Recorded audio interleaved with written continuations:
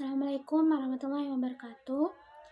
Di sini sebelumnya perkenalkan, nama saya Safiatul Munawwarah akan menjelaskan tentang pendekatan kualitatif. Untuk memenuhi tugas dari dosen pembimbing Bu Nikmatul Masrurah dengan beberapa pertanyaan. Yang pertama yaitu pengertian kuantitatif. Yang kedua, jenis-jenis penelitian kuantitatif beserta pengertiannya. Yang ketiga, cara menentukan hipotesis, populasi, dan sampel. Yang keempat, teknik analisis data.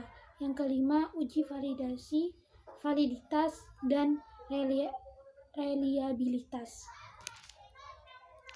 Pengertian kuantitatif sendiri adalah suatu proses menumbuhkan pengetahuan yang menggunakan data berupa angka sebagai alat menentukan keterangan mengenai apa yang ingin kita ketahui. Selanjutnya, jenis-jenis penelitian kuantitatif. Yang pertama yaitu metode deskriptif, yang merupakan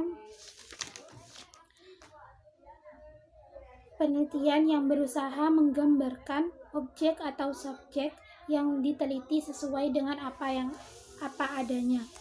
Yang kedua yaitu metode komparatif.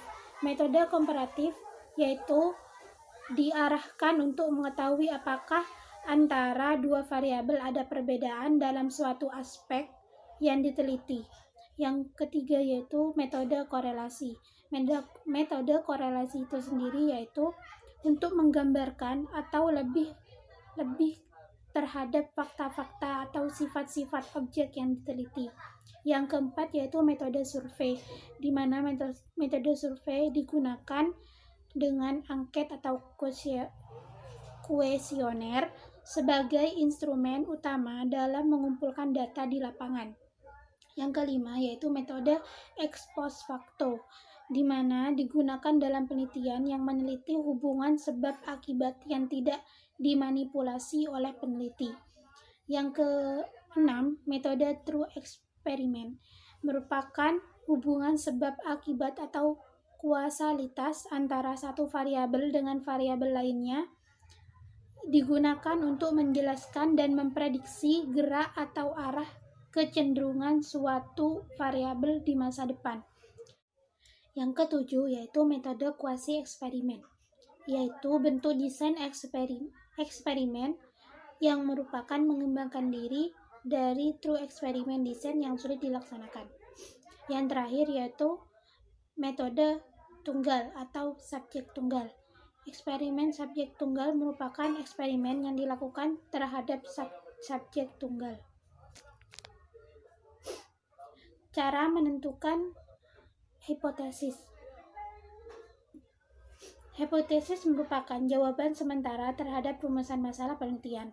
Cara menentukan hipotesis sendiri yaitu harus memperhatikan penggunaan kata tanya dalam perumusan masalah dan mempertimbangkan jawaban yang logis untuk hipotesis. Cara menentukan populasi dan sampel. Cara menentukan populasi yaitu dengan menentukan isi atau konteks yang merupakan objek penelitian. Contohnya seperti desa. Yang kedua, cangkupan atau skop yang berupa ciri-ciri atau karakteristik. Contohnya karakteristik masyarakat di desa tersebut. Yang ketiga yaitu waktu atau batasan waktu dari populasi yang akan diteliti. Cara menentukan sampel itu sendiri, persampelan adakah berkaitan dengan proses memiliki sejumlah subjek dari suatu populasi untuk dijadikan sebagai responder peneliti. Oleh karena itu, sampel harus dilihat sebagai suatu pendugaan terhadap populasi dan bukan populasi itu sendiri.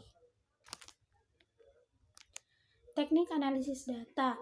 Teknik analisis data dalam kuantitatif ada dua, yaitu secara deskriptif dan inferensi. Analisis deskriptif yaitu merupakan analisis yang digunakan dalam penyajian data, ukuran tendensi sentral, dan ukuran penyebaran penyajian data, yaitu daftar distribusi dan histogram.